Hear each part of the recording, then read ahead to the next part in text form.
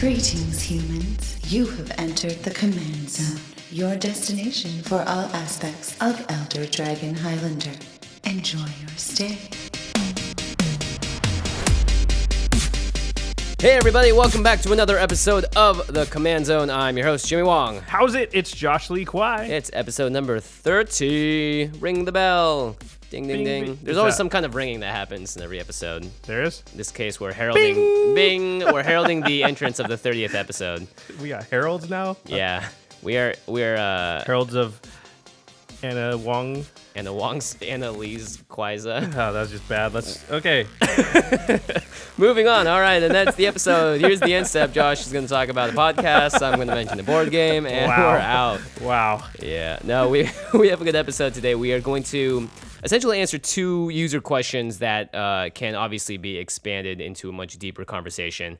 Thanks everybody who's been emailing us. You know, it's fun to correspond with everybody. Also, like, your questions really lead us to the types of topics that we should cover, because when we're like, oh, we've been asked this a few times, that's probably something we should talk about on the podcast. So thanks everybody that's been emailing us. Keep it up. We really like it, and we get back to basically everybody. So Yep. Unless you're trying to sell us something, in which case we might not get back to you. unless it's cool, and then I'll buy it. Yeah. Give me some metal dice. Oh I'm all man, over am it. I in for a whole bunch of people trying to sell me stuff now? Yeah, probably. Crap. Probably. That was my bad. So we'll just get right into it. The first question for today it's an amalgamation of both questions that we found on a Reddit thread we posted a while back. We asked you guys to ask questions there and also in the comment section of one of our casts. And it's essentially, how do I correctly tutor for something? Yeah, sort of how to think about tutoring, and how to go about tutoring. For those not in the know, tutoring is essentially the ability of a card to go search for something in your deck and either put it at the top of your library, into your hand, on the battlefield, or into the graveyard. It's any card that goes and finds a specific card for you. Yeah. So it's more of a searcher than the tutor. I do like the term tutor, and a lot of the sort of famous cards that are tutors have the name tutor in it. Right. So, Not all, though. That's true. There are tutors, I believe, in every color, but black is sort of the headlining color for tutoring. Black has the most tutors that can go find any cards. Yeah. A lot of the other ones are situational or they're narrow. So green will be able to go find a creature. Yep. Or blue will be able to go find an instant or sorcery. Or white can find an enchantment or an artifact. Yeah. Red has the least amount, and they've got one gamble that just has a downside, like red's, very much in the color. Yeah, you can go find a card, but then you discard a card randomly from your hand, so you might discard the card you went and found. Or anyway, so it's crazy because that card still actually commands a high price because it's very good. It's the only tutor that red has that's a mono red deck can play well. So black is the best, and there's also some artifact based tutors like Ring of Three Wishes and things like that. Right. And usually the thing the artifact has is they have the downside of just being very mana intensive. Yeah. Ring of Three Wishes, I think, is a 5-drop, and you have to pay 5 mana each time to go search for something. But hey, when you need a card, you need a card, and so that's what we're going to talk about today. Obviously, tutoring is very powerful. It's probably one of the most powerful things you can do in Commander. When we've talked about this before, Josh mentioned this specifically, that you want to create redundancy in your deck where there is not, because it's a singleton format. In a lot of cases, we've talked about, like, how does your deck function without your general? So you have creatures that do similar things. In like a Rafik deck, you have lots of creatures that give Exalted, obviously. In this case, it's like, how do you function in case you need to find a kill spell that's very specific and you only have one Hero's Downfall to kill a Planeswalker or whatever, and you can't just reliably draw it. Fortunately, you have tutors, and you have cards that are able to search out other cards and bring them to the top of your deck or into your hand. And so being able to do that essentially makes a tutor into a second card of any card that you can grab in your library. So it's almost as though you're playing with two of those cards with sometimes a low time delay. Right. And tutors are sort of like modal cards. And by modal, I mean the cards that say, like, choose one, do this, or do this, or do this. Well, a tutor is a modal card with a whole lot more choices, right? Choose a lot of things. Yeah, right. Like Demonic Tutor, which is sort of the first and the most iconic, and it's the reason that this card class is kind of called Tutor, is 1 in a black for a sorcery. It says, search your library for a card and put that card into your hand. Then shuffle your library. It was on the originally restricted list, which meant you could only have one in your deck. It was known as very, very powerful. This card says, if it had modes, right, it says, search choose one. Yeah. Kill a creature. exile a creature, exile all creatures, kill all creatures, Yeah. destroy target artifact, destroy target enchantment. It also says like swamp. Yeah. It also says Elishnorn. Yeah. Whatever you've got in your deck, it is that card. And that's one of the great powers of tutors is being situationally powerful in any instance that you find yourself because it goes and finds the perfect card for that moment. Right. And if it's not the perfect card, it's the darn good bestest card I can grab at that time. If it's not the perfect card, then you don't have the perfect card in your deck. Yeah, right. Which is possible. There's situations that come up and you're just thinking like, wow, I don't have a good answer for that in my deck. What's the best I got? Yeah, And then or what's a different line of play? I've sometimes tutored for a tutor, to grab a demonic tutor because I needed to be able to search you can for mystical tutor for a demonic tutor. Yeah. I've done that many times. Or I demonic tutor for a regrowth. So the tutor can't get something out of your graveyard, Right. but it can go get you a card that can get you something out of your graveyard. So that's just super versatile right there. So maybe you just want more cards in your hand and you can tutor for a brain geyser. Yeah, I've tutored for a consecrated sphinx on numerous occasions, and then it dies. In fact, I'd say immediately. well, we're going to go into it, but early in the game, that's one of the best things you can do is you Yeah. don't need a specific card, you just need gas. Yeah. And so the tutor can go find you the thing that draws you the most cards or will persistently draw you cards. Yeah. So before we delve into the tutoring world, one thing that often comes up about tutors is the price tag. And I think people think about tutoring and they think about, well, I don't have them in my deck because these are $10 cards, $12 cards, $15 cards, and I can't $50 cards. 50, some of the especially some of the black ones. And it's true, there are tutors that do cost money, and they are expensive, like we've said. They're expensive for a reason. Also because they're just not really printed that often anymore because the power level is so high that a lot of the older cards that do it, unfortunately, like Demonic Tutor is 1 in a black for find any card. That is power for just We're that not much likely mana. to see its like again. Right. Yeah. And if it would, I mean, like in this case, Demonic Tutor was reprinted once that I can remember, and it was in the dual decks. So you'll see it in specialty products, but you're not going to really see it in a standard legal set anytime soon. Yeah, it seems too powerful for. Yeah. I mean, when it was originally in beta, it was restricted, so you could only have one in your deck. Like that's how powerful it was. I mean, that's in the days where it was right up there on the same list with Moxes and stuff. As like you can only have one of these in your deck. Yeah. Well, so if you guys check the show notes today, we're going to put a link in here to metamox.com, and they have a guide to tutors, and they essentially have the full list. And they separate it by every single sort of grouping, whether or not it's instant speed, whether or not it puts it to the graveyard, to the top of your library, into your hand, what color it's in, what it tutors for. And you can actually find that there are lots of tutors that are not pricey whatsoever. They just there's have a ton in different, the less than $1 range. Yeah, exactly. They just have different upsides and downsides. For instance, Diabolic Intent is one that is, I think, pretty much can be as good as Demonic Tutor. It just has a tiny downside, which is as an additional cost to play cast Diabolic Intent, sacrifice a creature. It's still 1 in the black for a sorcery, but you still get to search your library for a card and put it into your hand and shuffle your library afterwards.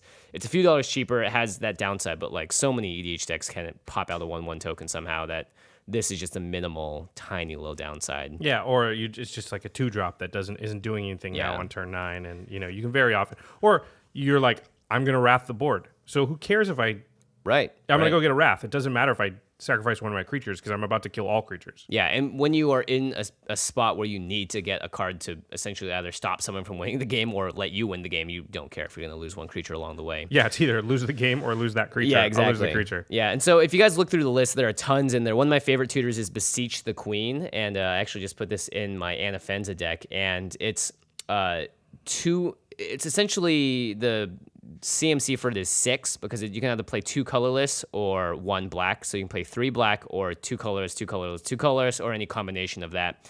And it's a sorcery. It's the most complicated mana cost of all time. I know, right? if you are heavy on swamps, then this thing only costs 3 to cast. But it search your library for a card with converted mana cost less than or equal to the number of lands you control, reveal it, and put it into your hand.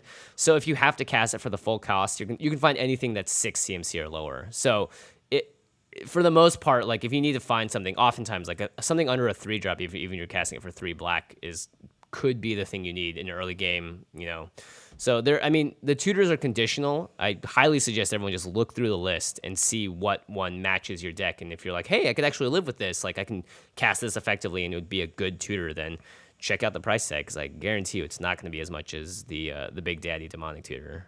Or even Enlightened Tutor or Mystical Tutor. All those cards are sort of up there. They're up there. They're in the $10 range. A lot of them are a little above. But they're they're often the most powerful cards in your deck because of the situational advantage they give you. So it's very often like the Tutor is one of the best cards in your hand because you're going to sit there and when you need that perfect answer, you have it. Yeah. And if you don't need the perfect answer, then you go find your combo piece or whatever. We're going to go into the situations of how you use the tutors, I think, next. But. Yeah, exactly. And fortunately for us, a lot of tutoring cards have actually been reprinted recently or banned, and that changes a lot for the price tag as well. It's actually good when they get banned, unless they get banned in Commander, which they tend not to. Yeah. So you got like Birthing Pod, Court of Calling was just reprinted in M15, Green Sun Xenosaur reprint in the from the vaults and stuff. So there's lots of cards that you can use. So go ahead and search the list, find what's in your colors, and I think you'll be pleasantly surprised at how many options you have, and tutoring is not as prohibitive as it seems to be. So let's talk about how we use tutors and when we use it. Josh mentioned early game. I think tutoring, if you need to tutor in early game and you're looking at opponents, you're like, I need to race, or so-and-so has a commander that draws them a ton of cards, I'm going to need to, they have Edric, I'm going to have to fight that somehow. Grabbing ramp is really important, or grabbing card draw or mana fixing. Sometimes just targeted removal in the early game can be really, important. If someone's playing Kali against you and you know that they might drop an Avacyn, like you kind of need to have a Path to Exile in your hands. Yeah, that's true. I would say also, like, if you look up and it's pretty clear they're playing like some sort of aggro creature strategy, like a lot of low drop creatures, then you need to go find your Sarah Ascendant or your early Wrath effect. Yeah, that can really change it for you. But I like the first two things you said, which are ramp and card draw. I think in the early game, in most situations, like those are going to set you up so well for your deck to just play smoothly how it's supposed to play down the line, that those are usually the two things I get if I'm casting a tutor before turn 4. Yeah, it's usually for one of those things. I've tutored for a Soul Ring on many occasions. Yeah.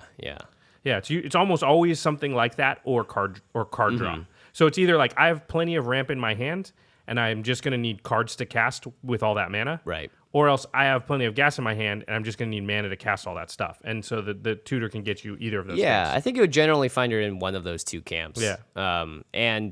I also like, if you're really in a bind, you can grab fixing, like a Chromatic Lantern or just the land you need. Well, and a Chromatic Lantern is ramp. Yeah. So it sort of works as both. It's not the best ramp card ever, but it is ramp. So yeah, and you don't have to worry about mana for the rest of the game, which is nice. Or Blood Moons, for that matter, right? Yeah, that's true. It kind of gets around it. The other thing I would say as a possibility early game is just a heavy synergy piece or a combo piece. Right.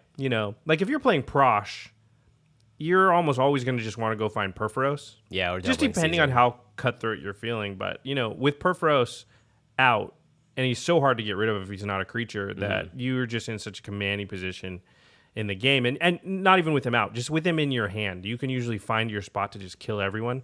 Right. So a lot of times in that deck, you just go find Prosh. Whenever Perforos. you you go find Perforos. Yeah. Whenever you find Prosh, he's been tucked. If Prosh got tucked, then you go find him. But yeah, sorry, that got confusing. But yeah, in certain decks, there are cards. I'm just using Perforos in the Prosh deck as... It's a good example. Yeah, as an example of that. But in other decks, there will be just that one card that just makes the deck so powerful. In some decks, it's Avacyn, and whatever that card is, like that, you're fine at any point going to get that card. Pretty much. I think if you're playing like a Kali deck, you definitely go search out Avacyn. Yeah, you go search out Avacyn. If you're playing, for instance, my Super Friends deck, you got to grab Doubling Season. Because the whole point is to get, or Teferi if you have Doubling Season, so you can do the ultimate and just go nuts and do what the deck wants to do. Yeah, exactly. Or you might find Chain Veil, maybe if you already have a bunch of Planeswalkers. But that's the other consideration, is just the heavy synergy cards. If your playgroup is okay with like 2-card infinite combos and that's what you're doing, then you go find that. Yeah, totally. And one last thing to note about this before we talk about the other times of the game that you use it is it does make a big deal what the card says and whether or not you reveal the card to your opponents. Yes, good point. Because Demonic Tutor is also very good because you don't show it to anyone. Beseech the Queen, you don't show anyone. But a lot of these cards, it's like... Mystical Tutor, you have to show it. Enlightened Tutor, you have to show it. Worldly and you put it on Tutor, top of the top of your library, too. So if you have one of those tutors that you're revealing the card before you're putting on the top of your library or in your hand, then maybe you don't go get Perforos because...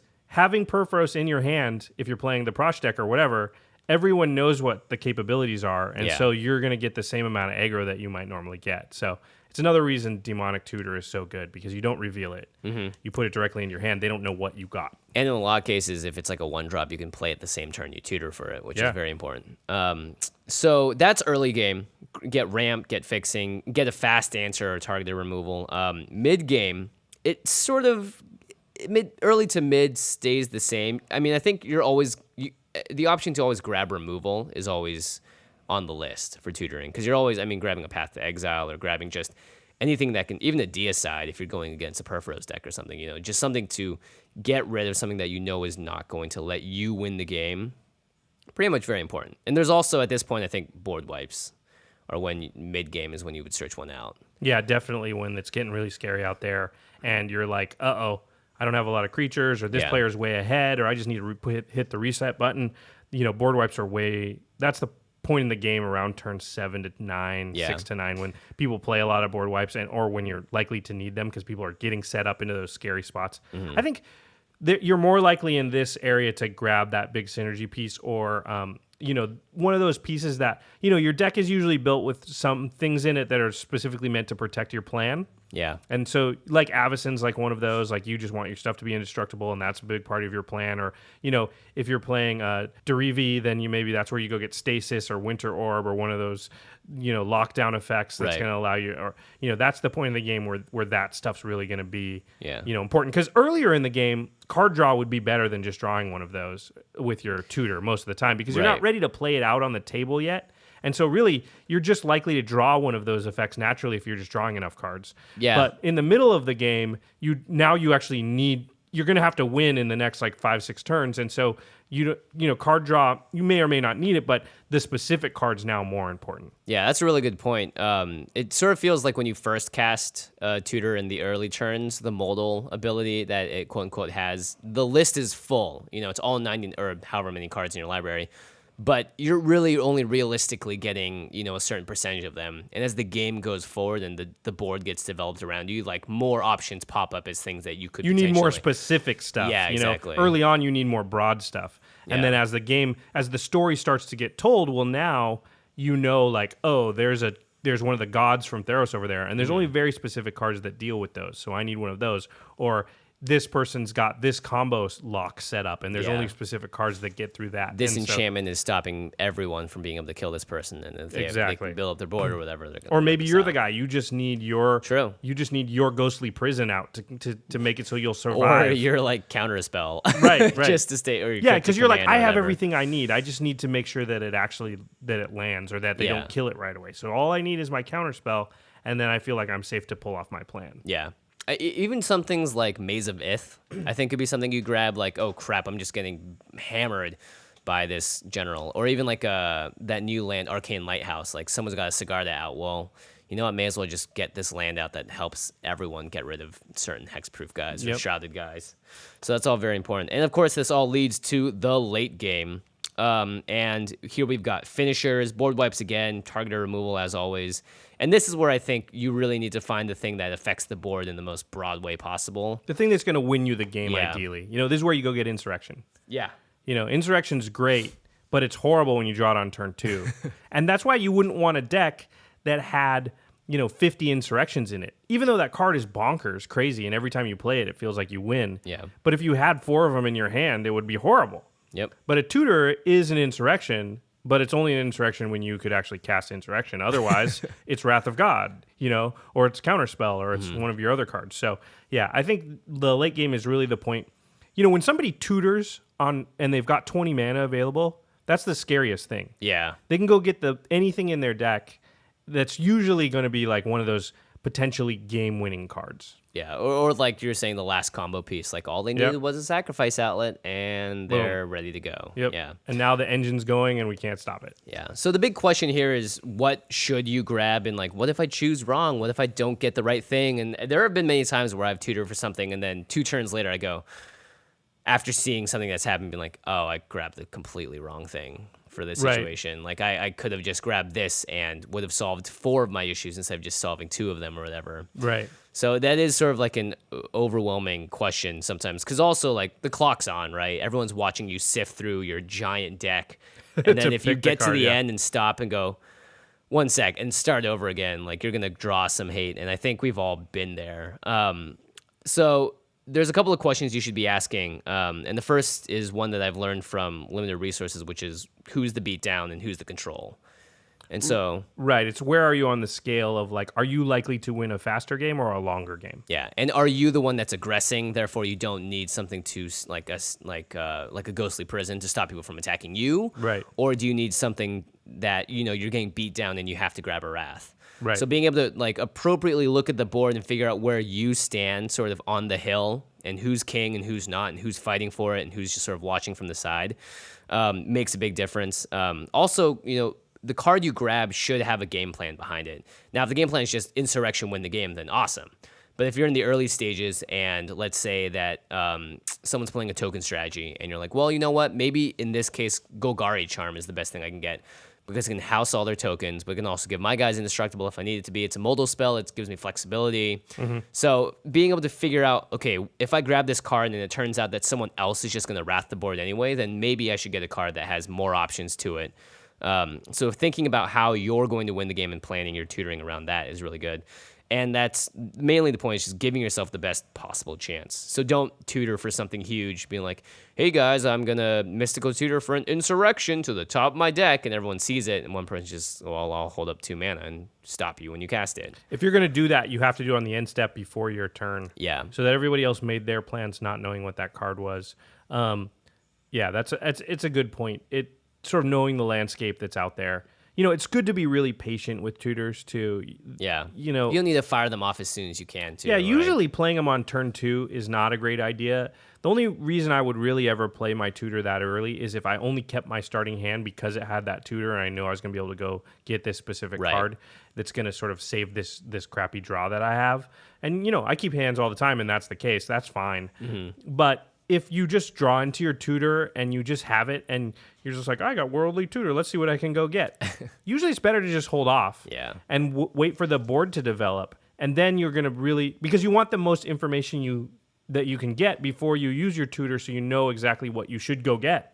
Like if the board's not really developed and nothing's happening, that's really scary, then using your tutor at that point really cuts your legs off later when it's like, man, I wish I would have wanted to go get this because I didn't know he was going to cast that. Right, and also just the idea that you are, if you're tutoring for something on turn 2 that you can't cast until turn 6, well, then maybe there's a better 2-drop in your hand that you can drop out, or maybe you're just better off waiting until you can tutor and play it in the same turn because things may have changed so drastically by then. Right, and if you need that thing on turn 6 and you haven't cast your tutor yet, then you can go get it. Yeah. But if something happens where you're literally going to die on turn 4 or 5, now you can go get the thing that keeps you from dying. And it's like, it doesn't matter if you go get that 6-drop yet, you couldn't play it anyway. Yeah. So. Yeah, appropriately sequencing I think is really important here because let's say you have a 1-drop, or let's say you have a 2-drop, a 3-drop, and no 4-drop, or no 5-drop. Right. And so, like, realistically, you can be like, well, I can, if I draw a 3-drop by turn 5, I can do this and tutor at the same time. So there's going to be a lot of times where you have mana untapped. You're not going to use every single of your mana every single turn. So hold off on tutoring if you think it's necessary, unless you desperately just need that combo piece at that moment in the beginning, or you're like, hey, if I don't get the Soul Ring right now, then my whole game plan is going to be squashed or whatever. I like what you said about sequencing, too. A lot of times I'll look at my hand and I'll say, well, I'll tutor now because I know that next turn I can play this, and the turn after that I'll hit my land drop and I'll play this, and then the turn after that I'll play my commander maybe. And so it's like, well, I'll play it now because otherwise I'm not playing it for 4 turns. Yeah. And so just to use all my mana, I'll do it. In Commander, that's less important than regular Magic, but again, there are instances where, like, looking at the sequencing, I might play it a little suboptimally. Yeah. Which is fine.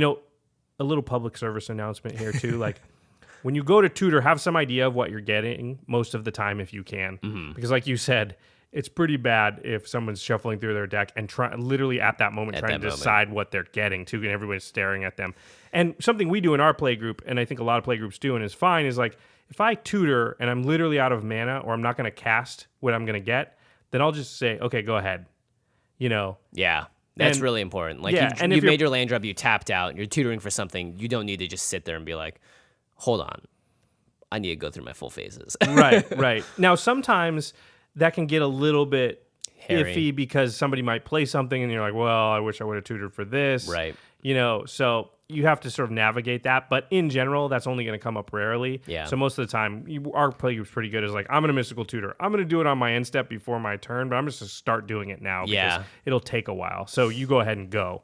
And if I say things like that, then I can get the answer because I would have known that information. So just to speed up play in that manner, that's my PSA. Yeah, as long as it's just sort of like what judges will say is like maintain a clear board state and just maintain a clear like conversation line with everyone. So you're going, okay, so it's gonna be 5 turns before I technically will cast this. I'm just gonna cast it now, but I'm not gonna choose the card until that person says I pass turn. So you can have a couple of options. You're sort of judging it around, and since you're drawing the card, you don't need to sit there and shuffle your deck. You can draw the card, play your turn out, and then shuffle your deck up. It's a little sloppy. But as long as you are very clear about what you're doing, I think it helps in the long run to make the game go a lot smoother too. Really, just making the game run as fast as possible is a really big bonus. Yeah, we could probably spend an episode and talk about that. Just that, how to play Common courtesy. Yeah, common courtesy and how to play. Just I don't know, not too slowly. So a couple of notes on politics about tutoring stuff. If you're revealing the card like with a mystical tutor, it's important information, and just. I wouldn't make a huge deal out of whatever you're grabbing. Like last night I played the game and I just tutored for it's 2 in the black and you get to pay X life to give each creature -X. Toxic Deluge, yeah. And I tutored for it and I said, hey guys, just need a board wipe. And everyone was like, all right, cool. And put it on top. Instead of being like, I tutor for this. And everyone looks at it and then has to make their own. You can put your own spin on your own card, whatever you're tutoring up. Now, if you're tutoring up something just like an Ophidian Eye and you're playing Niv Mizzet, you can't really justify that. You have to make sure that the whole table's aware of what you got. Yeah. like there's no hiding it. So, but there is twisting of the information. And it does matter how you it's a really good point. It matters how you say it. Yeah. If you go, guys, I'm getting Ophidian Eye. Even though I don't know what the hell that does, I know like, wait a minute. I'm going to be like, let me see that. Oh crap. Yeah, like, right. like that. So it's smart to say it in a manner that's just like, I'm just getting Ophidian Eye. Yeah.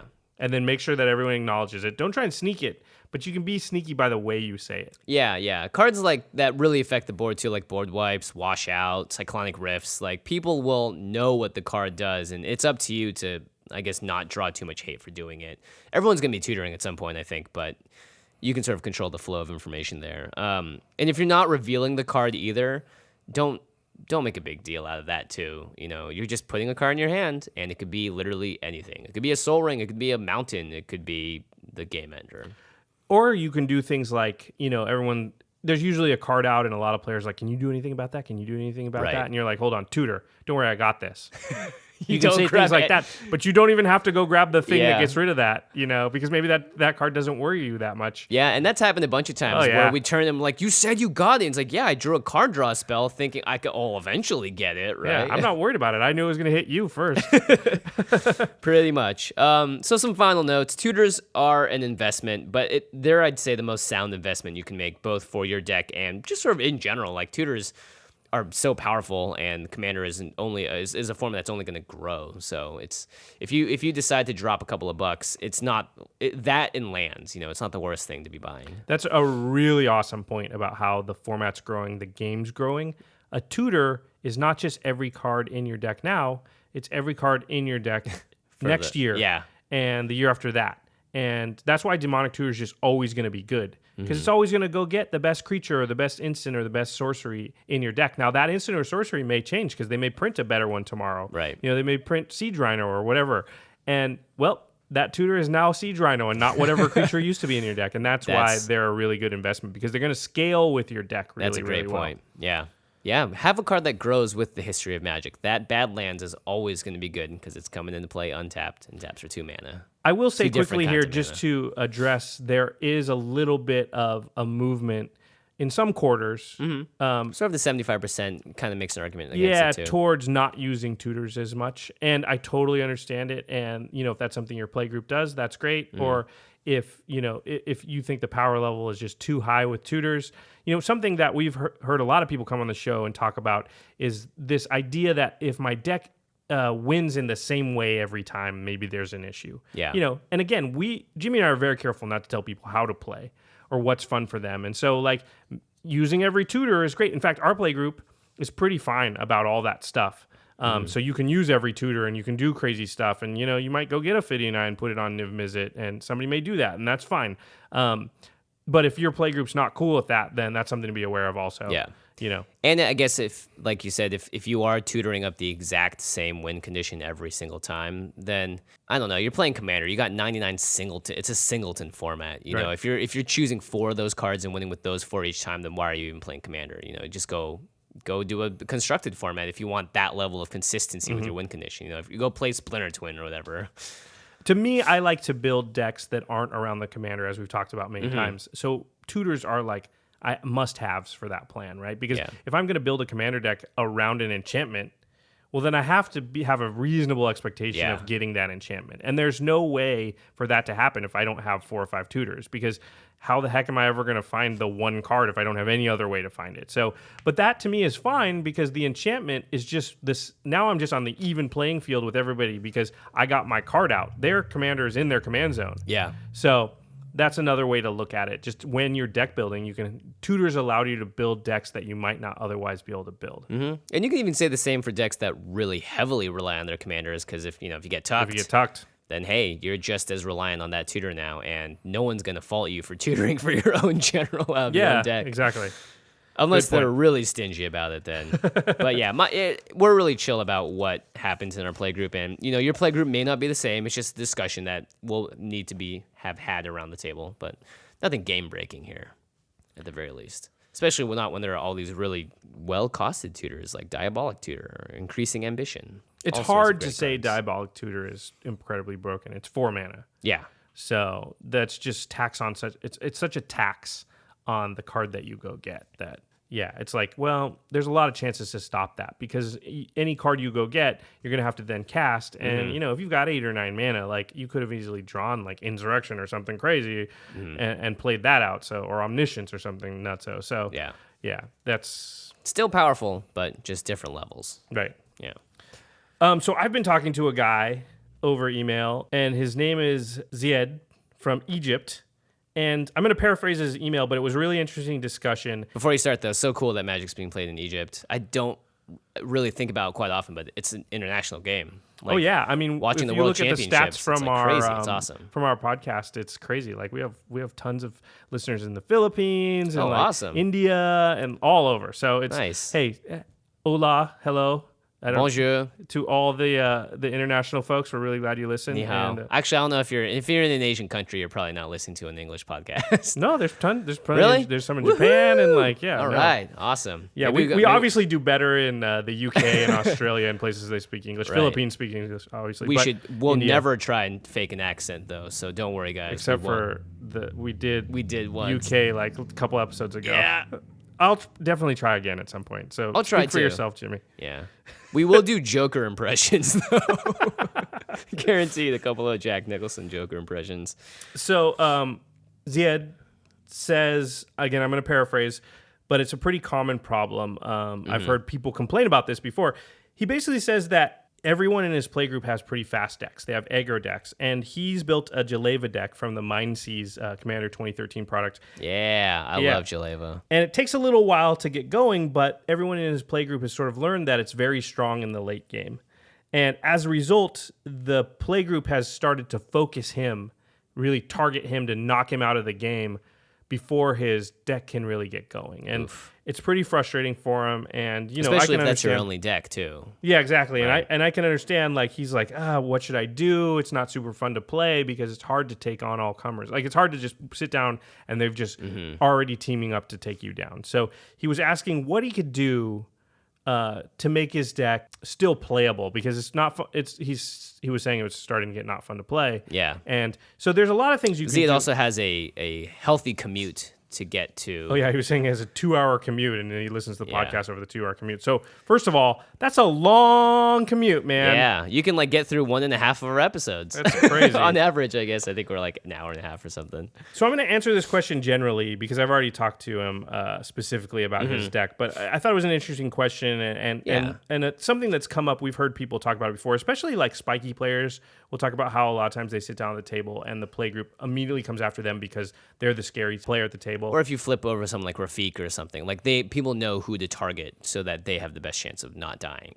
Right. So a lot of times the question is, how do I build my deck in a way, or what are some cards or some thoughts, or how do I play that allows me to sort of, fight against that idea that like, 3 players might team up and come at me.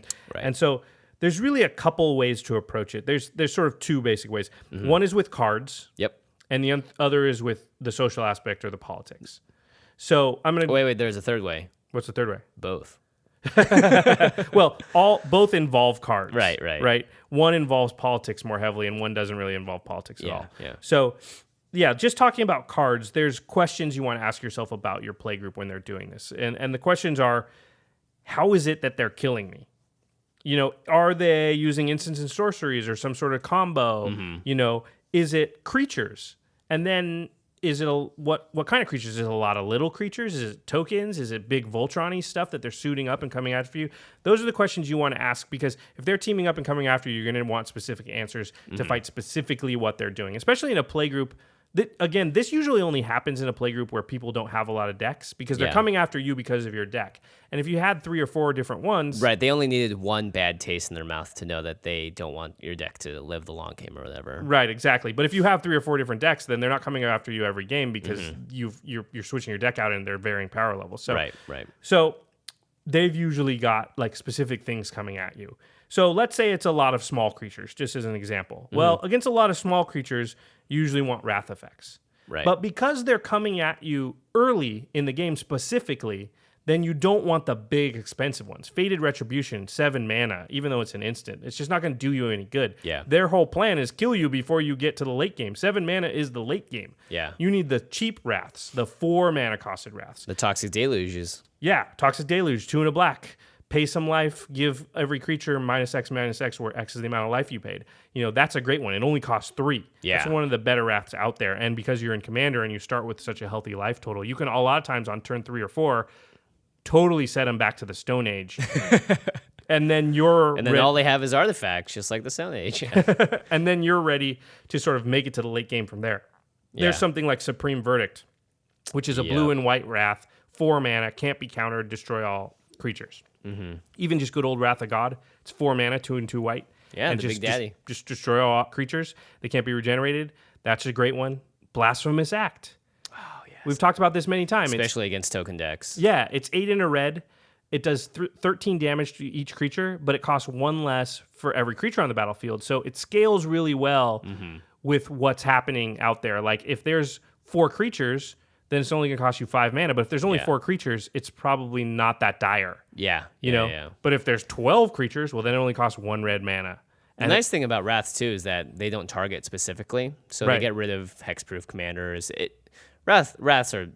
I mean, we could do another whole episode on Wraths, too. Yeah, Wraths are one of the most important things. Every deck wants them, even decks that you wouldn't think would want them, because it never goes to plan, right? What's the old saying? Like, the best laid plans only last until the first arrow is unleashed. Like, oh, right. Yeah, it's just like, you can have a plan where my deck's going to do this, and it's going to do all this awesome stuff, and then it's like, man, I wish I had a Wrath because it didn't, he killed my first thing I put out, then he killed my awesome artifact, and now I'm doing nothing, and they have 12 creatures each. If I just had a Wrath, that'd be cool. One person Wheel of Fortune, and I watch my dreams go down the toilet, And then, like, blue has things like, now, normally we'd say Cyclonic Rift, but Cyclonic Rift costs a lot of mana. Yeah, it's 6 to... Well, I mean, so Cyclonic Rift is one of the cards that has Overload on it. You can change each instance of the text from target to each, or like, so... You can pay extra for it. So Cyclonic Rift normally is just a 2 mana bounce spell, but it turns into a 6 mana bounce everything that's a non-land permanent that's not yours. Right. It's an amazing card. It should be in your deck if you have blue. Yeah. But it doesn't solve the problem here of like they're killing me early because it costs so much mana. So something like Whelming Wave, which is a new card, I think, from Born of the Gods, and it's 2 and 2 blue, and it bounces almost every creature. What the things it doesn't bounce? Yeah. It I says, love this card. I can't believe I don't play more of this. It says return all creatures to their owner's hands, except for krakens, leviathans, octopuses, and serpents. So basically the Greek, the Greek sea water gods. creature. Yeah, exactly. So basically, it's going to bounce everything back to everybody's hand. Yeah. And It's got great flavor text too. Yep, and it only costs 2 and 2 blue. This also gets around indestructible. You know, it gets around some of the things they'll have put in place to protect their creatures, because a lot of creatures aren't protected from being bounced back to their hand. Not to mention it gets. I mean, you can 2-for-1 someone so easily if they've got enchantments on their creatures. All the equip costs have to get repaid. All that stuff. Yeah, exactly. It's just going to slow them down, right? A lot of people don't like these cards because it's like, well, just they still keep the card. But like, really, no, they might have to discard half their hand next time. Even if they don't, what you're trying to do is get to the late game, right? Because they've already said your deck is too powerful in the late game. Yeah. So you're not actually trying to win the game right now. You're just trying to get to the turns where you will win the game. And they're trying to kill you before that happens. Yeah. So those are some examples of wraths. Let the clock tick in your favor. Exactly. Now, what if they're coming at you with big Voltron-y type threats? Like not 12 creatures, but one really big one.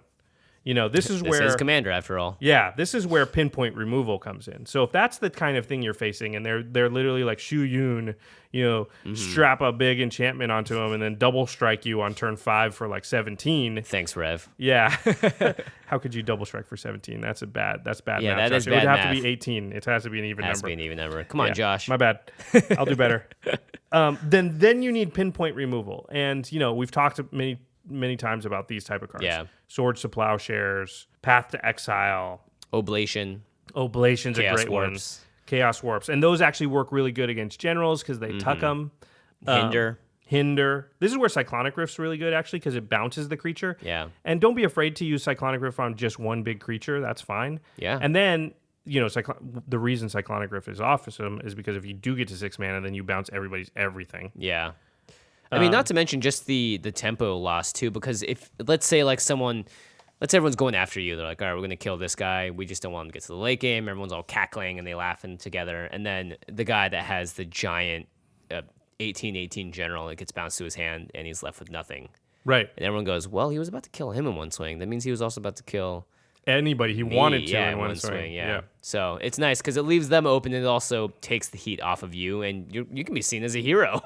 There's also cards like Utter End. You really want exile effects if you can. Utter End is 2, a black and a white, and it's just exile target non-land permanent. Yep. There's something like Vindicate, which is almost the same thing, but it destroys, and you can take out a land and it costs 1 less. So it's 1, a black and a white for destroy target permanent. It's got a little TIE fighter on it too. I love the art. So pinpoint removal is good against Voltron-y type stuff. Then there's what I'd call persistent creature hate. Ugh, you do love this category more than This category than the normal doesn't- human should yeah. be allowed to love this category, Josh. This category doesn't get enough play, and it's really I agree. effective against what's happening. You know, against if you're gonna have the type of deck that's gonna have to fight off 2-3 players coming at you at once, which I tend to play a lot of those decks. Yeah. You need these cards. Then you need these cards. Humility, we've talked about, is an enchantment that it says each creature loses all abilities and is a 1/1 creature. So that just like totally neuters all their guys, right? Yeah. You could still die to like a huge counter strategy, but you're not going to die to things like pretty much everything else that could have killed you. Right. It's going to take longer for them to kill you, right? Now, if they've got a token deck, this doesn't do anything, so maybe you don't have it. Yeah. But if they're killing you by just playing a few certain specific creatures and then swinging at you, then Humility is going to totally make it so that instead of killing you in 3 turns, in 3 swings, it takes 9 swings. You know, that's fine, because then you get to the late game, and that's what we're trying to do. Yep.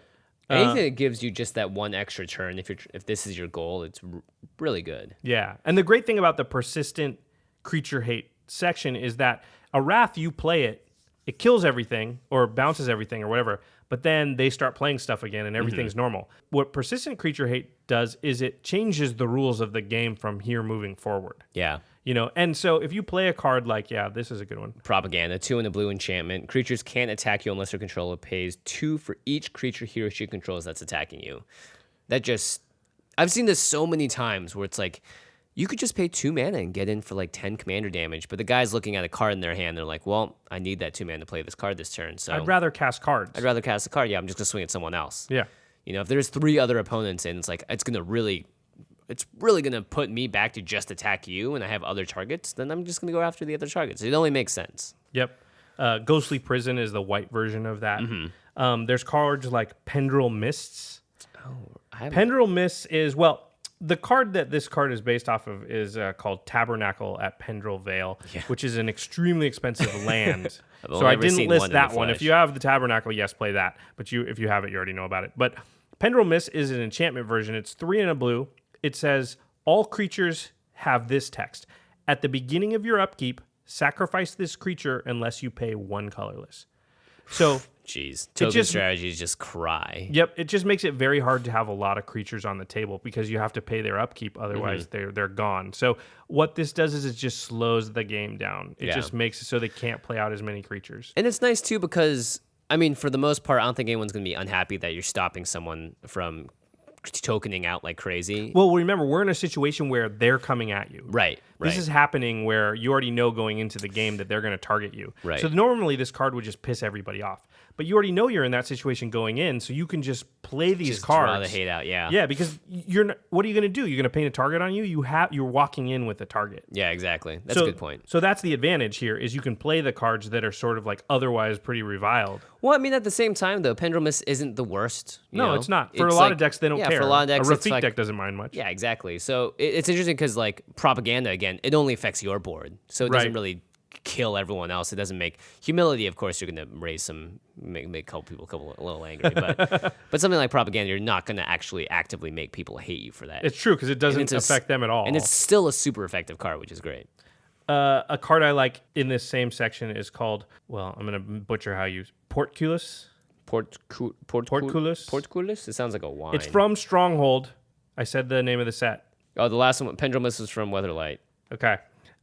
We were supposed to do that more, and we've been forgetting. Sorry. Portcullis from Stronghold. It's an artifact. It's a 4-drop. Again, remember, we want these spells to be cheap because they don't do us any good if they cost 6-7 mana. Because that's the turn you're dying by. Yeah, they're trying to kill you before turn 7, so anything that costs 6 mana doesn't do any good. It says, whenever a creature enters the battlefield, if there are 2 or more other creatures on the battlefield, exile that creature. Oh my gosh, what is this card? Return that card to the battlefield under its owner's control when Portcullis leaves the battlefield. So there can never be more than 2 creatures on the battlefield. Which, again... This is so built for a 1v1 game. That's great. I love it. But if you walk in with the target and you know they're coming at you, this card hits the table and it just says, well... Yep. Go ahead, guys. Go ahead, yeah. Swing at me with your 2 best things that you can get out. That's really funny. I love finding cards like this where there are so many times where you can abuse a card that was built for a different game, it almost feels like, but Commander really just rips it out and makes it really, really fun. Oh, geez. Tainted Aether.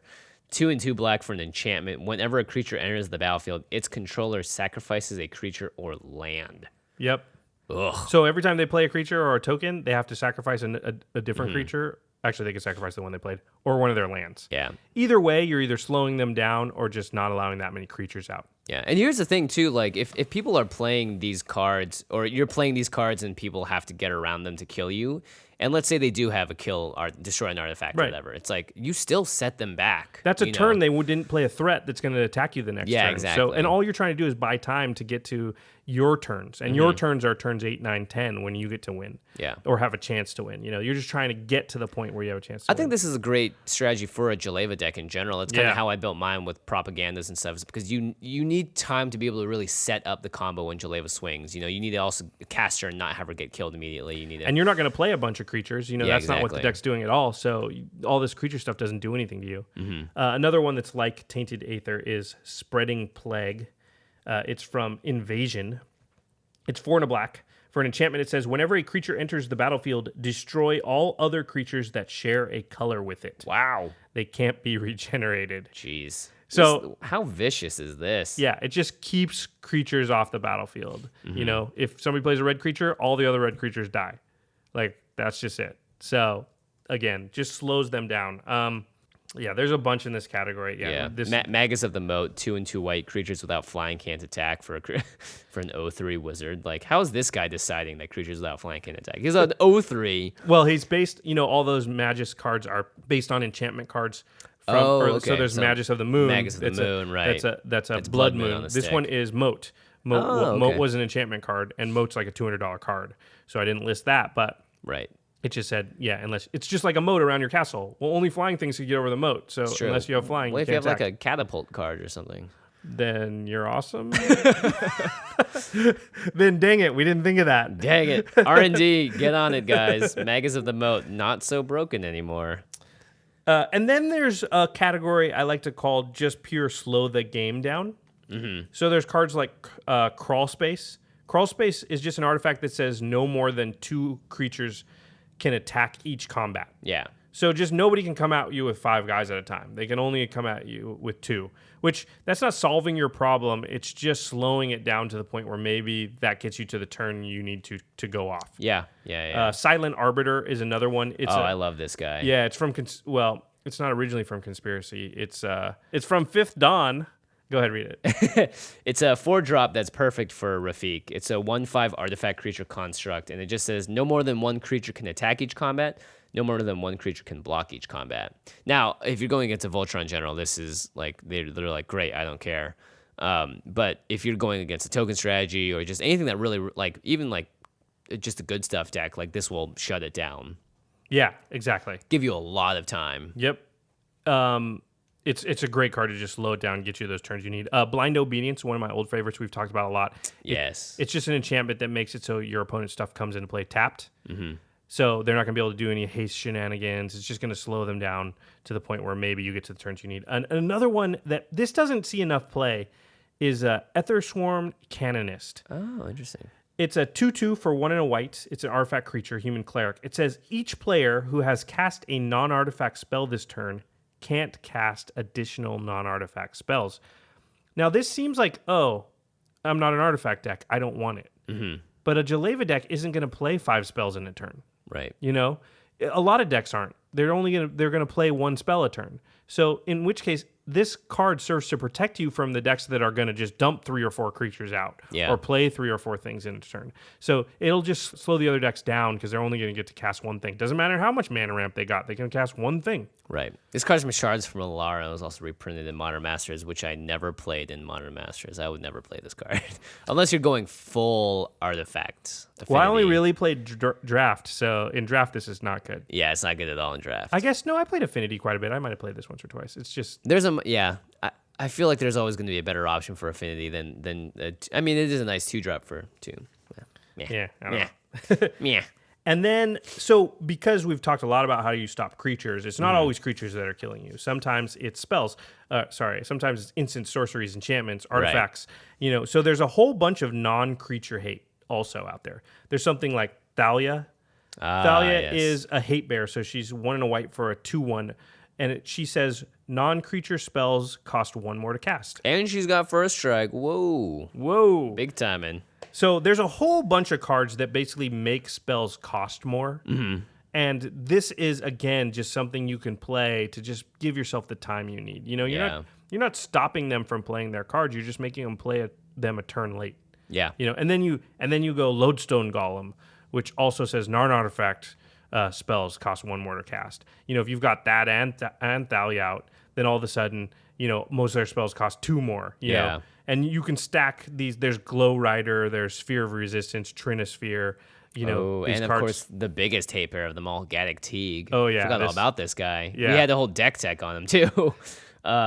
He's just a legendary creature, Kithkin Advisor, which means he could be a general. Don't do it. could. Though. Don't do it. Oh, that's a mean deck. Non-creature spells with converted mana cost 4 or greater can't be cast. Non-creature spells with X in their mana cost can't be cast. Can't be cast. Yeah, he changes the rules of the game. Yes. So if you have Gaddock Teague out, you're just stopping anything that costs 4 or more that's not a creature. Mm-hmm. Or if it even has X in its mana cost, it can't be cast. Yeah. And then, so what you can do is you can put Gaddock Teague out, you can get to the turn you want to get to, and then get him killed somehow. Sack and him. then go off how you want to go off. Yeah, exactly. So that's another way to just keep the game under control. get you to where you want to get to. Obviously, your pinpoint removal for non-creature spells would be kill target artifact, kill target enchantment, blah, blah, blah. So, and then there's one more section that I call hate for low CMC stuff. So if you're getting killed early, and they're coming after you before, turn 5, 6, it's usually by low casting cost stuff. Well, decks with that amount, they want to be consistent. They're usually going to have a lot of low casting cost stuff. And so you can play cards that literally take advantage away from the low CMC stuff. And a lot of this stuff is expensive, but there's stuff like Show and Tell. Oh, yeah. They like put out an elf and you drop Emrakul. Right. So Show and Tell. Emrakul is yeah, Show and Tell, basically each player gets to take one permanent from their hand and put it into play directly without paying its casting cost. Yeah, I think it's specifically, you can't do planeswalkers. I think it was. Right. I think it's creatures, artifacts, or enchantment, right? It says each player may put an artifact, creature, enchantment, or land card from his or her hand onto the battlefield. I don't think anyone's ever going to play a land off of this. Right. For 3-mana sorcery. So if you've got a bunch of decks and they're taking advantage of being fast, that means they have a lot of 2-drops, a lot of 3-drops, and your deck is slow, which means you got a lot of 7-drops, a lot of 8-drops. So all of a sudden you play Show and Tell on turn 3, and they put out a 2-drop, and you put out Kozilek, who's a huge Eldrazi, or you put out Blightsteel Colossus, or you put out something huge. This is a way to take advantage of the gap that exists between those two types of decks. There's Hypergenesis, there's Eureka, Braids, Conjurer, Adept. These all cheat things into play, but they allow every player to sort of put something directly into play without casting it. So, yeah. Oh, right. The blue braids. Yeah, blue braids, not the black one. The black one's banned. Actually, I think she's not banned in the 99. She's just banned as commander, I think, now. No, they don't have that anymore. They just she's just straight banned. Yeah, they don't Sorry, braids. Yeah, sorry, braids. But this braids, Conjurer Adept. Go ahead, you want to read? Oh, yeah. It's 2 and 2 blue for a 2/2 legendary creature. So this could also be a commander. At the beginning of each player's upkeep, that player may put an artifact, creature, or land card from his or her hand onto the battlefield. So that'd be a really fun deck to build, actually. Yeah, just all huge stuff. Yeah, all huge stuff, yeah. It's a deck. But you can play it within your deck also, and this just, again, takes advantage of the gap that exists. They've got 2 and 3 drops, and you've got bigger stuff. So it's a way to sort of combat that thing. And then, so now we talk about the meta, the politics, right? This is the second other way to deal with this sort of like, my play group is focusing me consistently because they're scared of my deck in the late game. Right. So the next section, which is the meta politics, which is the second way to deal with being focused, by your play group. And not as easy as just straight cards as playing Thalia. But it is cheaper. And it is sometimes way more effective. I think it's way more fun, too. Yeah, like, I agree. This is the point of EDH. Yes. To this me, is what the like, game's all mastering about. this aspect of the game is just, it'll serve you so much better than going out and buying a bunch of cards. Yeah. Buy the cards, too, don't get me wrong, but I'm just saying, like, this is what the game's really about. It's sort of maneuvering the situations and the personalities to your effect. So it does require cards, but you can put cards in your deck that allow you to group hug, to trade. If your deck is built in such a way that you don't have any way to give anybody anything, then how can you barter? If you put Humble Defector in your deck, Humble Defector is 1 and a red for a 2/1. You can tap it and draw 2 cards, and then you have to give it to an opponent. Hey, but sounds like some politicking. Yeah, but you get to choose which opponent it goes to. So this is great. I get to draw 2 cards, and then Jimmy, just don't attack me anymore, and you can draw 2 cards. What if I attack you with the Humble Defector? No, that's not cool, man. Oh, okay, sorry, I won't. Well, do if that. you do that, you're not drawing cards with it. It's true. That seems. I mean, I guess. Yeah, you know what? That is not. I'm going to draw cards with this and then give it right back to you, Josh. We got a thing going here. Exactly. Now you have something to barter with. If you just play cards that are like it's a 4/4 creature, with infect. Well, what are you bartering with? You're only bartering with non-aggression. Yeah, exactly. Which is not... Yeah. By the way, this kind of bartering doesn't work. Hey, look, don't kill me and I won't murder you in 2 turns. Yeah, it doesn't work. They're already trying to kill you before you can do stuff. So, yeah, there's the whole offering cycle that we talked about. Right. From the Commander 2014 product. So every color has like this dual... It says you choose an opponent, do something, choose an opponent, do something. It could be the same person. And you both get upside. It's you both get upside, yeah. So this is another thing. It's like, I got this. The green one is, it's like make X 1/1s and then make an XX. Yep. And then you get both of those, and then you can choose up to 2 target opponents, and one can get one can get the other. Or you can say, Jimmy, you want both? Heck yeah, I do. Yeah, just don't attack me. Bring it in. I got You can a get sack 21 outlet. ones and a 2020, and I'll take 21 ones and a 2020, and we're friends now, right? Yeah, exactly. Yeah. Oftentimes too, when you're cutting deals with people, it's not like you're saying, "Hey, we're never going to attack each other ever again." Oftentimes, I find that it's like, "Hey, I'm going to cut you a deal," and then if I'm the person cutting the deal, in my head, I'm going, "But I'm still going to be able to kill you at some point." Yeah, or if but I'm the it's just person getting like, the deal not cut right with, now. I'm going like, "Sure, I would love to be your ally for now," and then at some point, because you're the one cutting deals, I'm going to be able to turn the stakes on you or turn the knife on you or whatever. It's the same idea as all those other cards are just slowing it down, just letting you get a couple extra turns. That's what bartering and trading with and allying. Yeah. It's not forever. It's just instead of me dying on turn 6, maybe I make it turn 8 or 9, and on turn 8 or 9, I can go off. Yeah. And then it's just trying to buy yourself time. Another one I really like is Edric, Spymaster of Trest. Oh, this card's so great. Yeah, he also could be a commander, but he's 1 and Simic, so 1 a green and a blue, 3 total for a 2/2 elf rogue legendary creature. And he says, when a creature deals combat damage to one of your opponents, its controller may draw a card. So what's that do? It just disincentivizes them from attacking you, because when they hit you, they don't draw cards. When they hit each other, they draw cards. Yeah. This is one of my favorite commanders just because you can build him so many different ways, but also when he comes out, people don't attack the person with Edric. Why would I? I don't get any cards when I You get no attack. cards for doing it, yeah. But Especially if you're swinging with like 3 creatures that are all going to connect, or 3 flyers, whatever. Like, you're going to draw 3 cards off of that? Baller. Awesome. Can't wait. Yeah, so it will totally diffuse a lot of aggression coming at you, because even if they've made an agreement, we're going to team up and kill this guy first, it's got to be like, maybe I'm just going to hit you with a couple of these guys. Yeah. Just get a couple cards. And then the guy's like, why'd you do that? I'm going to hit you. And then before you know it, like you're in the clear. You're getting those couple extra turns. Yeah. Edric should be more like the politic master of Trest. I don't know why he's not spying on anyone. Everyone sees him when he's out there, and everyone's like, thanks, man. I'm going to go after these guys now. I'm sure I'm missing some Vorthos here that explains everything about him being a spy master. There's some flavor text. I'll read it really quick. Okay. Oh, what set is he from? Because I want to know this too. Oh, actually. sorry. He's from... I guess it's been the commander card forever. Well, he was and in then Conspiracy. And then it was printed in the original Commander set, and then the Commander's Arsenal. It was also in Vintage Masters, but that was just an online set only, and then Conspiracy. And there you go. He's a Commander product. And since absolutely no one cares, his flavor text says, I am not at liberty to reveal my sources, but I can assure you the price on your head is high. Ooh, I like it. It's actually kind of nice because he's hiring assassins. But what's that have to do with drawing cards? I would say to that, hey, that's a compliment. The price of my head's high. Yeah, I'm a valuable target. I'm a valuable commodity. Is that why everyone's swinging at me to draw Wait a minute. cards? Somebody puts a price on your head, and that's what you think? I guess so. If it's in Magic, sure. If it's in real life, then I don't know how I got myself in this situation. And then Please get me out of it. So that's the sort of make alliances, cut deals way to use your politics. There's another way, though, and this is a pretty effective one over the long term. Yeah.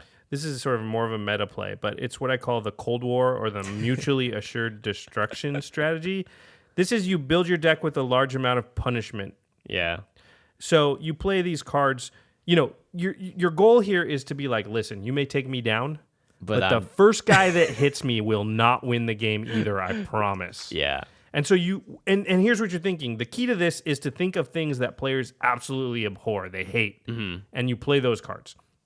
Not like Armageddon, because that hits everybody. Right. But I'm talking about cards like, well, here's one.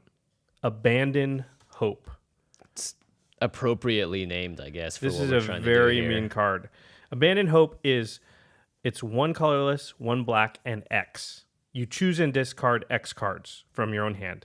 Then you look at target opponent's hands, or target opponent's hand, and choose X of those cards, and that player discards the chosen cards. So this can be like, listen, I'm going to die, but you're the first guy that came after me. I'm just going to take every card in your hand.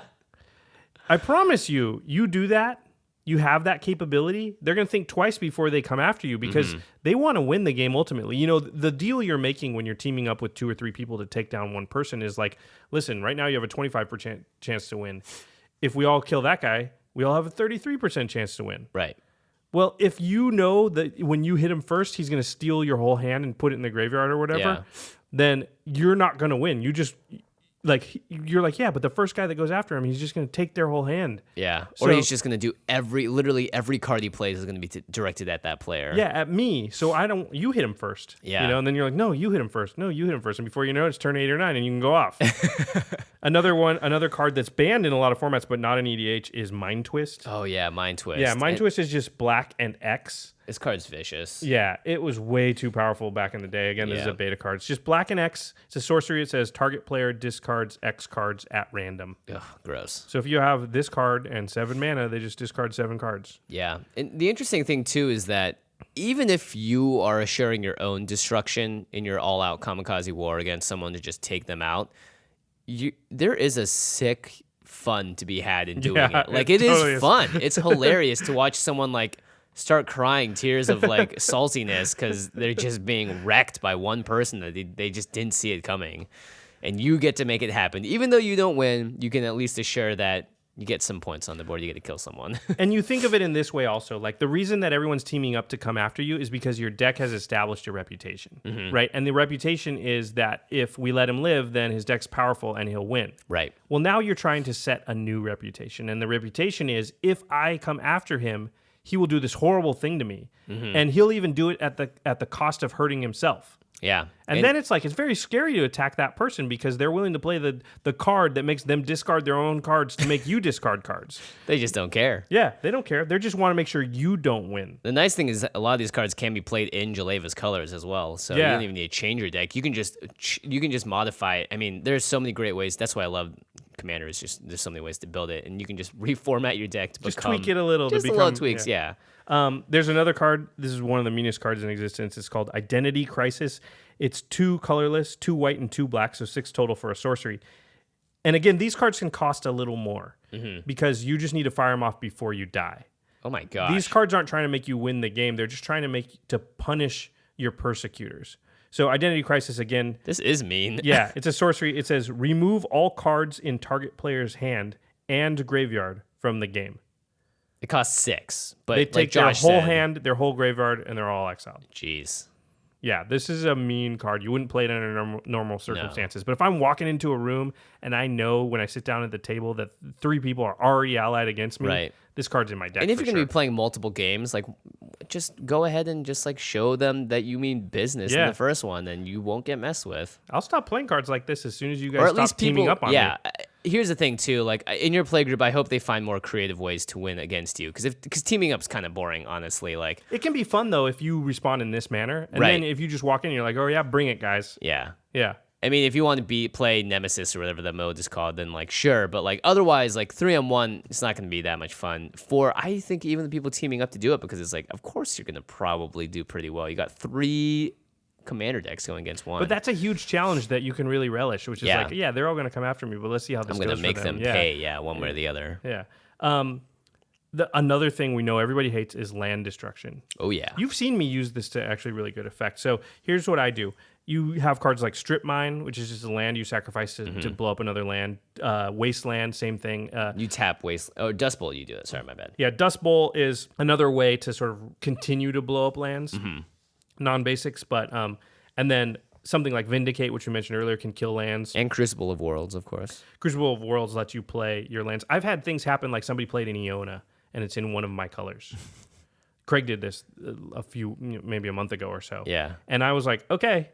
And I just started Strip Mine your land, Dust Bowl your land, Wasteland your land. He's like, wait, what? I'm like, as long as the owner's out there, I'm going to just keep destroying your lands. Yeah.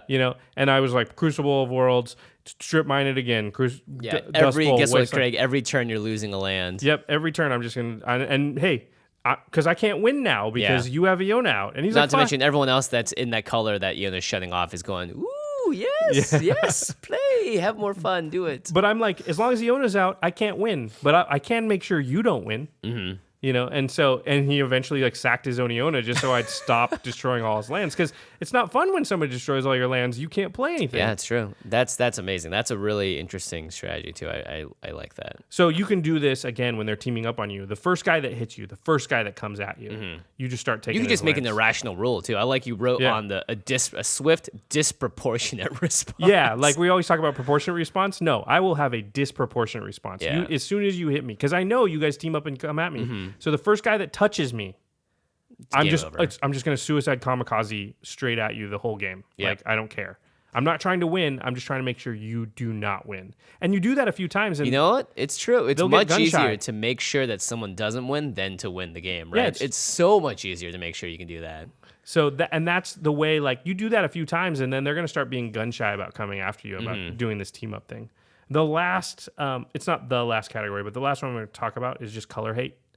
Yeah. So again, and I think normally I wouldn't do this, but if you're in a play group where you're being teamed up on like literally 3 guys every time or trying to kill, then you can play cards like Tsunami, Yep. which are 3 and a green, destroy all islands. It's a sorcery.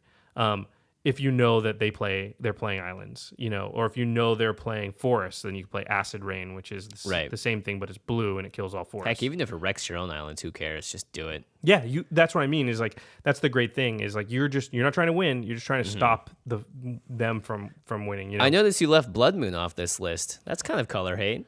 It is, but I hate that card too much to ever endorse the use of it. You won't even type the words Blood Moon. No, even I if a will not. literal Blood Moon happens in the sky and you're looking at it and you want to tweet about it, Screw you'd be it. like, look at that red orb floating close to Earth. The red satellite. Can't deal with it. And there's 2 cards that I wanted to talk about. We've never talked about them. It's called Life's Force and Death Grip. So the Oh my Life gosh, Force. I haven't seen this card ever too. This is a great card. These are from Alpha Beta for those people that want to know what's set. Life Force and Death Grip are the green and black versions. So they're the exact same except one's green and one's black. So I'll read Life Force, but Death Grip is just the black version. So it's 2 green for an enchantment. Death Grip is 2 black for an enchantment. And it says pay 2 green, counter target black spell. And Death Grip is the black one, says play 2 black, Counter target green spell.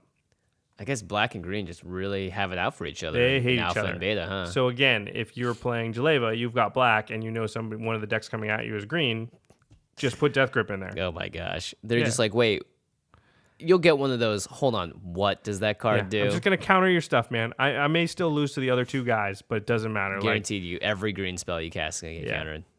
Yeah. Rough. Again, color hate is just not the kind of thing that you bring out very often. It just seems too personal. But if it's personal, if 3 guys are focusing you and teaming Well, up. I mean, it's Commander. I think a lot of people, you'll find that people are going to play more blue than anything else in general. So color hate is actually effective too in normal play groups. Yep, So true. Can't blame you for it. That's for sure.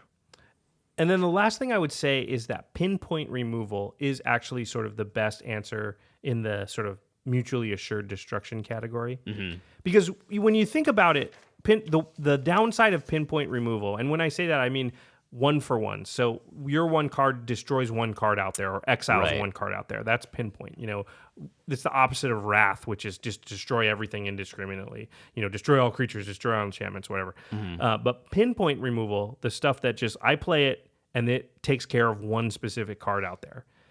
That is really like very effective in the Cold War strategy, the mutually assured destruction strategy. Right. Because normally when you play that card, if there's 4 players at the table and I play Path to Exile on your creature, well, I used a card, I got rid of 1 of your cards, but those other 2 players, Didn't really get rid of anything. they didn't lose anything. So what happened is you and me, we lost a card each. Those 2 players didn't lose anything, so they're just ahead of us. And they're happy that you got rid of whatever big threat it was, right? Right. I mean, they're teaming up against you, but Right. In this case, they are, yeah. yeah, but so what you did is you played a card that basically hurt you more than it hurt the rest of the table. It hurt you and another guy. But if your whole goal is just like whoever touches me first, I'm just Those going to make cards are sure they don't great win. then, yeah. Then those cards are great because you just fire them all at the 1 guy, and you don't care that like you're down cards to the other 2 guys. It's just like that guy's down cards to Right. the other guys too. So they may take you out, but that guy's not going to win. Yeah. It's a fun war of attrition. Yeah, exactly. Where you don't care about the actual attrition. You're like, oh, great, let's go for it. I'm going to lose anyway. Like, it's Yeah. 3-on-1.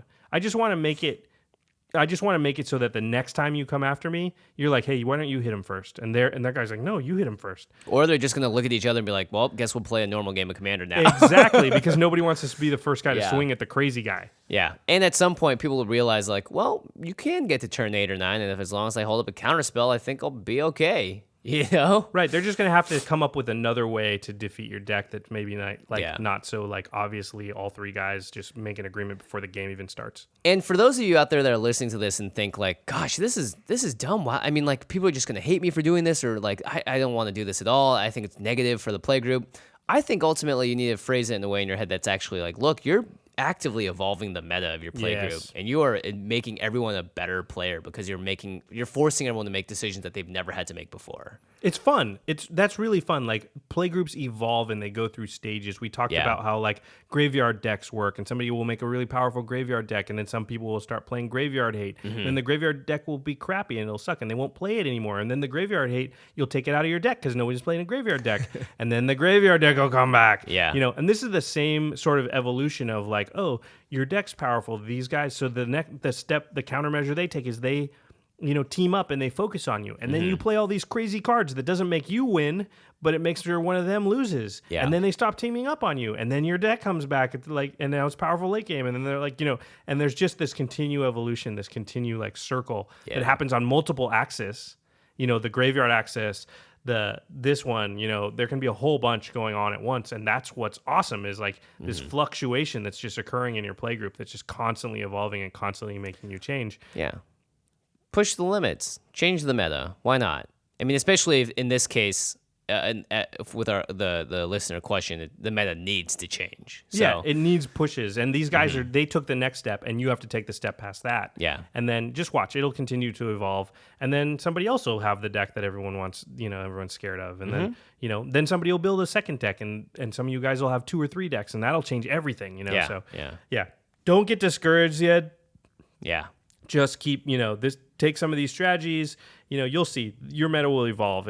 Metas just don't stay the same forever. Yeah, exactly. All right. So that does it for our 2 topics. That was good. That was a good, nice, hearty discussion. I feel refreshed. I like that. Sweating a little bit. Ooh. Yeah, it is a little hot in here. We have to turn the AC off every time we record. Otherwise, you'd hear a whisper. 1,000 winds. 1,000 winds, yeah. 1,000 chilly winds taking us down to a nice 72 Fahrenheit or whatever. By the way, it hit 85 in LA today, so a happy winter to you guys too. Sorry, everyone. Yes, we always brag about the weather. I'm sorry. Not trying it's to just gloat. Something people from LA do. And I miss the other seasons. I wish I had fall, but it being 85. I don't wish it at the cost of having it be like 20 degrees. Well, looking right at my friends living in Boston and New York right now, and they can't even open their front doors, it's like, all right, that's cool. I think I will stick with LA for now. Traffic be damned. I don't care, All right, time for the end step. Yep, cleanup phase. Do you have a cool thing? Oh, I have something really quick. Yeah. My cool thing. Well, no, you go first. I didn't have one yet. So okay. My cool thing is the Masters of Modern podcast. We haven't talked about them in a few weeks. That's right. But Alex and Ben do a great job. In fact, they have a lot to talk about right now because the Pro Tour was a modern Pro Tour. And a lot of crazy things happened. Well, because there was bannings, Treasure Cruise got banned, Dig Through Time got banned, Birthing Pod got banned. So basically the door was just like, it was just kicked all the way in. Yeah. And all these decks that maybe, had been, they've been oppressed for so long because they've been, just in someone's head, Yeah, they just couldn't beat Birthing Pod or they couldn't beat the Delver decks or whatever. Like all of a sudden, all those decks were like possible again, and so we saw a lot of really cool stuff. Yeah, and so you should definitely check those guys out, especially if you watch the Pro Tour coverage and you saw all the modern and you're interested in getting involved in modern. Alex and Ben, they know a lot about it and they do a really good job. And we've have this group in LA that's very up and coming in the Pro Tour scene that happen to be like Alex knows these guys really well. We've played with them a few times. We run across them at PTQs and stuff over here. And they've won GPs recently and they're going to the Pro Tours. And so Alex and Ben get those guys on as guests and they obviously know a lot about the format. And so they just got 2 of them on actually last week as guests. So if you guys check out that podcast, it's all online at the same website, rocketjump.com/podcasts. Yeah, and you can follow them at the MMcast. And you can see all the new episodes posted there. They're also on YouTube. You can check them out. Yeah, Alex started making other videos, and it's good times. Yeah, so definitely, I would highly recommend it. And you know what? They do broad topics also that can definitely help you. In like the Commander tournament realm prep. I think just good playing habits. Little tricks on how you sort of maybe go about playing the game or remembering your triggers or things like that. And that's very useful. For I think Commander. their next episode is how to read your opponent, which is super valuable. Oh yeah, I think I may be on that. All right, it's possible. So if you guys want more Josh, who doesn't, definitely check out the podcast. Yeah, so the podcast is great. It's, again, Masters of Modern at the MMCast. They talk about modern and just a whole breadth of other stuff. And if you go into the older episodes, Glenn Jones was the original co-host, and there's a lot of really great wisdom back in there, too. Yeah, Glenn, who is working at Wizard now. Woohoo, go Glenn. Pretty good pedigree. Yeah. Actually, I played EDH with Glenn and his friend David McDarby, who's now also going to be working at Wizards. So maybe it's the magic touch. Once I meet someone, they go to work at Wizards. That seems cool. I'm probably not the base common denominator, but I threw my name in there. Maybe, who knows? Just take credit for it. It's all my fault, not fault. It's all my whatever. Responsibility. I don't know what the word is. In response, I go to work at Wizards. All right, woo. I guess my instep thing will also be Magic related. If you want to find Josh or myself on Magic the Gathering online, we run drafts. I pretty much only play limited online. But our names on that are Jimmy_CMDZ and Josh_CMDZ. Yeah, definitely look us up. And unfortunately, we don't play Commander online, really. Yeah. I just miss the social aspect too much. I agree. But if you ever want to draft or play limited or something, let us know. And or just look us up, say hi. Yeah. And we'll say hi back, of course. Yeah. And then maybe some other stuff. Maybe, yeah, you can ask us a question. We'll ask you a question. And that's kind of how the conversation thing happens. Wait, it seems like the conversation is going to be really awkward. Maybe I'll send like an emoticon to lighten the mood. All right, I'm just kidding. I'm great. I spent years on AOL Instant Messenger. I will ace this portion of the conversation. All right, guys. Thanks for listening. Yep, and we'll see you guys next week. Peace.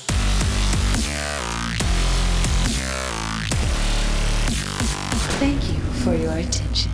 For further inquiries, send an email to commandcast@rocketjump.com or ask us on Twitter @JFWong and @JoshLeeQuai. See you later, alligator.